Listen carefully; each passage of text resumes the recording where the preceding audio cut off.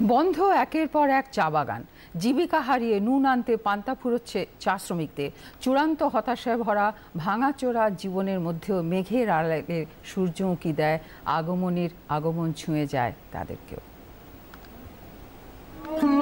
বন্ধ হয়েছে চা বাগান, আয়ের উৎস শুকিয়ে যাওয়ায় নুন আনতে পান্তা ফুরোনোর মতো অবস্থা শ্রমিকদের।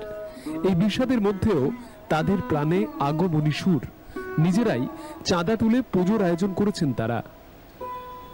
300 লোক ধরেন কাজ করে, এবার 200 টাকা করে প্রত্যেকটা শ্রমিকের কাছ থেকে নিচ্ছে। চা উৎপাদন বন্ধ থাকলেও শ্রমিকরা চা পাতা তুলে বাইরে বিক্রি করেন। পাতা তুলে 180 টাকা দিন মজুরি পান শ্রমিকরা, আর তাতেই চলে প্রায় 300 চা শ্রমিকদের সংসার। উপার্জন কম হলেও প্রতি বছরের মতো এবছরও সাড়ম্বরে পূজিতা হবেন মা দুর্গা। পুজোটা হয়ে যায় মায়ের আশীর্বাদে। ওই চা বাগানের শ্রমিক মিলেই সব কথা বলি, সবাই মিলে বসে যে কত টাকা দিলে পুজোটা করানো যাবে। জমজমাট পুজো হয়, একটা মেলাও হয়।